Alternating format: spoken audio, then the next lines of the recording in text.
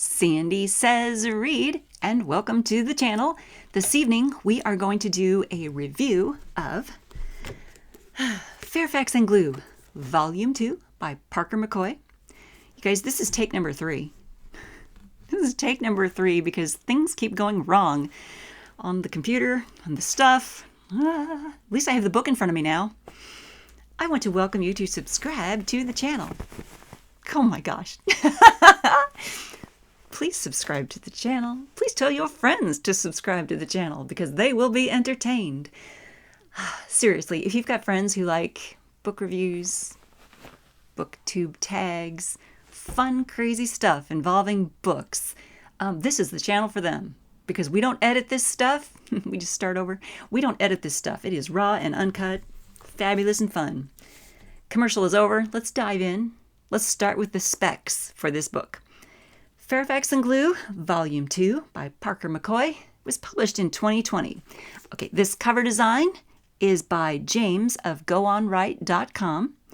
This version is 319 pages. I did not think to see if it was on Kindle. It probably is. You can look on Amazon yourself and see. There are 5 Fairfax Glew volumes available at this time. That's all. I could find 5 on Amazon. But did I think to look if it was on Kindle? No. I just looked to see how many volumes there were. There are 5. This is number 2. Let's read the back cover copy. Vigilant roughneck Fairfax and Private Eye Glew take on the dregs from Hookville's rotten underbelly.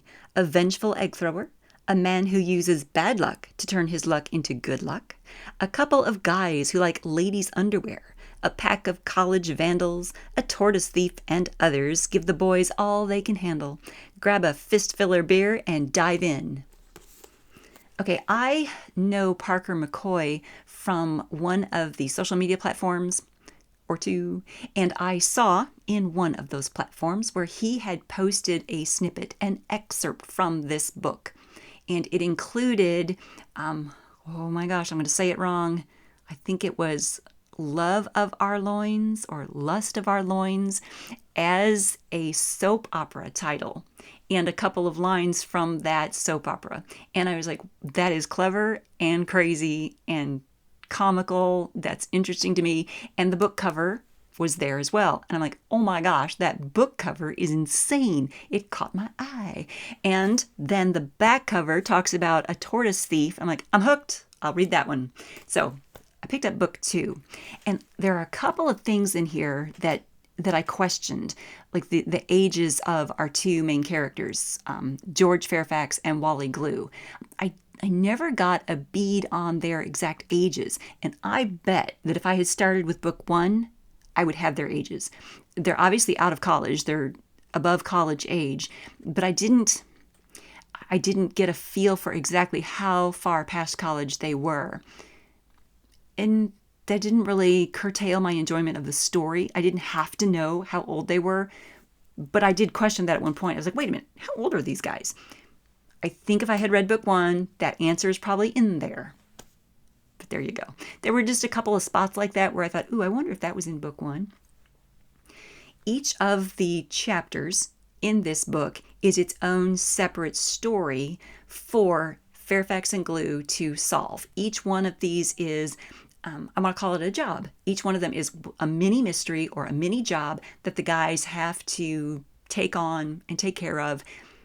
But each one, I don't want to say they interconnect. Some of them interconnect. And we do see in the very last chapter the culmination of a couple things. Okay. And so that was neat. I liked the fact that that thread could connect and then be knotted at the end. That was good. That was clever. I'm glad there was that knot at the end for some of the stuff. That was a good thing. Where should I begin in our review?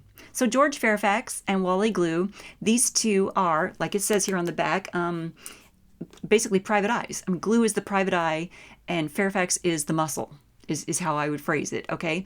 And these 2 have their own code of ethics, but they're nice enough guys, all right? I don't want to call them thugs. Please don't interpret any of this as thuggish, but they get the job done, okay? They're kind of If you ever watched like crime dramas back in the 80s, which I just dated myself, but if you ever watched crime dramas like back in the 80s or perhaps even in the 90s, the private eyes, like Magnum PI, he got his hands dirty sometimes. Simon and Simon, I mean, AJ and Rick, they got their hands dirty sometimes, right? They would, if they had to smack someone around, they smacked someone around. If they had to duct tape someone to a tree, which our guys do, they would duct tape someone to a tree. I don't think I ever saw Tom duct tape anyone to a tree. Anyway, the guys, if they have to duct tape someone to a tree, they will do it to get answers out of them. And so they do. So they're not thugs, but they'll get the job done. All right? Getting paid to get the job done. The thing is, they will assist, well, they'll get the job done, but they will assist the petty criminals who are being taken advantage of by the big bad criminals. And there is a big bad criminal. And Glenn the friend is, I would say, a big bad criminal. We see him in the beginning chapter. We see him in the ending chapter.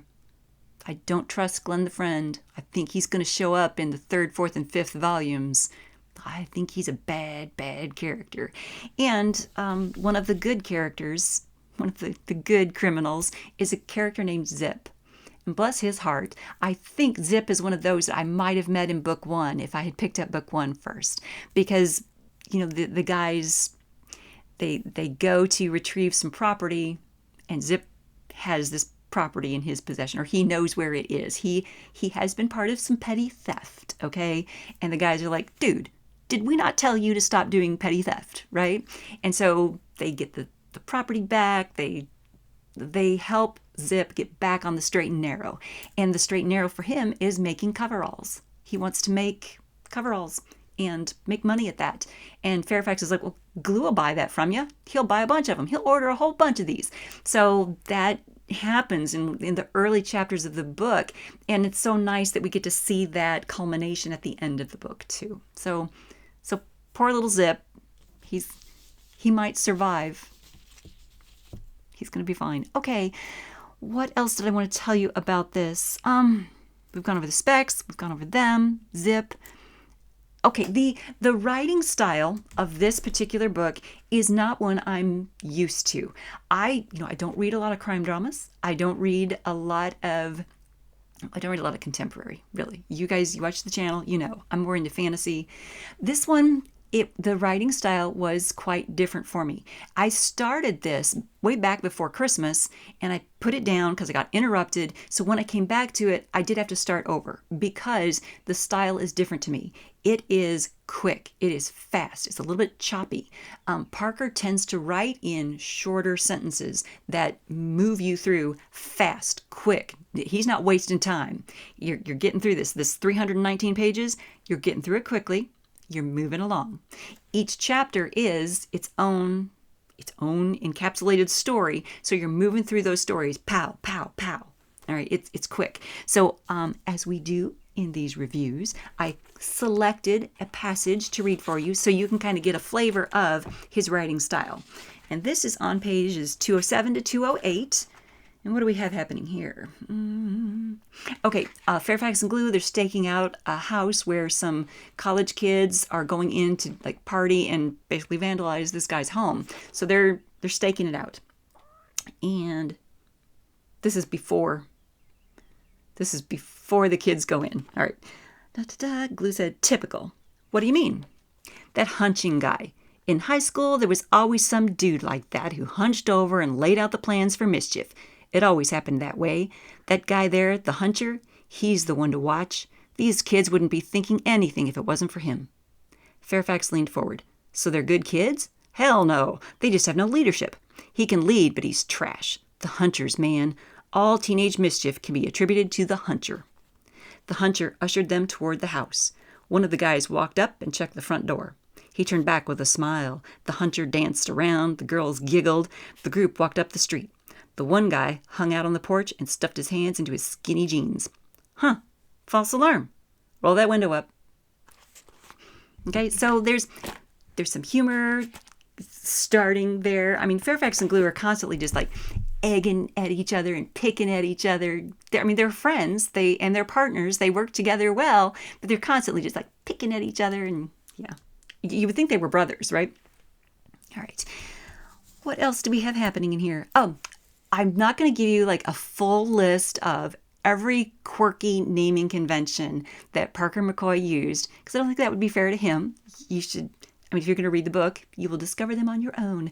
But I'm going to point out a few of the funny little quirks that Parker put in here. In the very first story, Glew discovers that someone has egged his car, and it's destroying the paint. The eggs, the stuff, it has like just baked in the sun, right? So the paint has been destroyed. He's got to have it repainted. So he takes it into the shop, and at the shop, the people there are just like, your insurance will cover this, but it's not going to cover your rental car unless you get this piece of crap out here. So they give him this rental car, and what Parker McCoy has done is made up a car company, the Duke Car Manufacturer. Well, there's no car manufacturer called the Duke Car Manufacturing Company, but there was an engine. There was an iron engine called the Duke, right? And General Motors made this thing, or General Motors put it into like the Pontiac Fiero. This thing was like a 4-cylinder piece of crap, right? It was made of iron, completely made of iron, and it was just crappy. It like had 90 horsepower. It was a piece of crap. So Parker McCoy has named this fake car company after this piece of crap engine. And I thought that was terribly clever. Very well done. Okay, so anyway, this car manufacturing company made a piece of crap car called the Slew, and it's like this mustard yellow, disgusting looking thing. And Glew is like, you've got to be kidding me.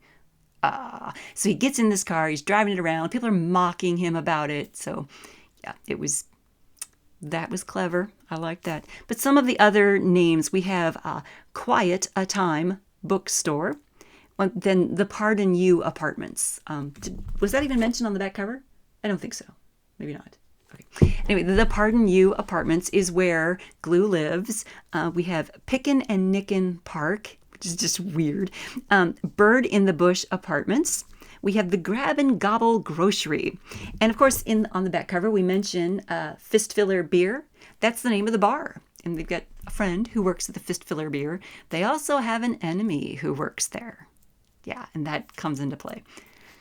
All right. Is that everything I need to tell you about the book? I've told you that each chapter is its own encapsulated story, its own encapsulated little mystery that the guys have to solve, or problem the guys have to solve. And even when the chapter ended, leaving you thinking, wait a minute, so did the bad guy just get away? You like the one with the mirror. You're looking at this like, wait a minute. This guy who, makes his own luck. He's mentioned here on the back cover. He goes into houses and he breaks the mirrors in the houses because he thinks that by making bad luck, his luck will turn good. We don't capture him. So shouldn't we have captured him? But that it kind of works itself out. I don't want to give it away. If you decide to read this, you'll see how all these things interconnect and thread and weave. There you go. Fairfax and Glew, Volume 2. Quick, short, snappy, moves very quickly. That's all I've got for you guys. Thumbs up for quick, short, and snappy crime-fighting heroes. Ta! Good guys with hearts of gold. If you enjoyed this, please give it a thumbs up. Please subscribe to the channel. Please click the bell notification icon so you're notified each time I do the random quirky reviews. Thanks for tuning in.